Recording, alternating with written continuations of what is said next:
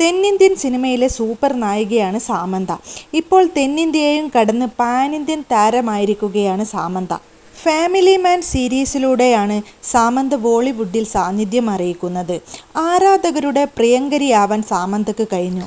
തൻ്റെ വ്യക്തി ജീവിതത്തിലെ പ്രതിസന്ധികളെയും ആരോഗ്യ പ്രശ്നങ്ങളെയുമെല്ലാം അതിജീവിച്ചാണ് താരം പലർക്കും മാതൃകയും പ്രചോദനവുമായി മാറുന്നത്.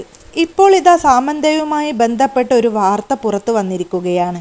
അണിയറയിൽ തയ്യാറെടുക്കുന്ന മൂക്കുത്തി MN2-വിൽ അഭിനയിക്കാനുള്ള ഓഫർ സാമന്ത നിരസിച്ചു എന്നാണ് റിപ്പോർട്ടുകൾ പറയുന്നത്. ചിത്രത്തിൻ്റെ പ്ലോട്ടും ടീമിനെയുമെല്ലാം സാമന്തയ്ക്ക് ഇഷ്ടപ്പെട്ടിരുന്നു. എങ്കിൽ പോലും സിനിമ ചെയ്യാൻ താരം താല്പര്യം കാണിച്ചില്ല. നയൻതാര നായികയായി എത്തിയ സിനിമയായിരുന്നു മൂക്കുത്തി MN. RJ ബാലെ പ്രധാന വേഷത്തിലെത്തിയ ചിത്രം മികച്ച വിജയമായി മാറിയിരുന്നു. നയൻതാരയുടെ ദേവിയായ വേഷം ജനപ്രീതി നേടുകയും ചെയ്തിരുന്നു. ഈ ചിത്രത്തിൻ്റെ രണ്ടാം ഭാഗത്തിൽ സാമന്തയ്ക്ക് ദേവിയായുള്ള വേഷമാണ് ഓഫർ ചെയ്തിരുന്നത്. RJ ബാല തന്നെയാണ് സംവിധാനം ചെയ്യുന്നത്. എന്നാൽ താരം ദേവിയുടെ വേഷം നിരസിക്കുകയായിരുന്നു.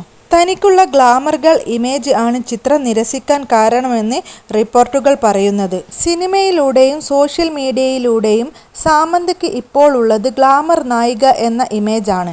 ദേവി വേഷം വരുമ്പോൾ ആരും അത് അംഗീകരിക്കില്ല. തൻ്റെ വിജയത്തെ അത് ബാധിച്ചേക്കും.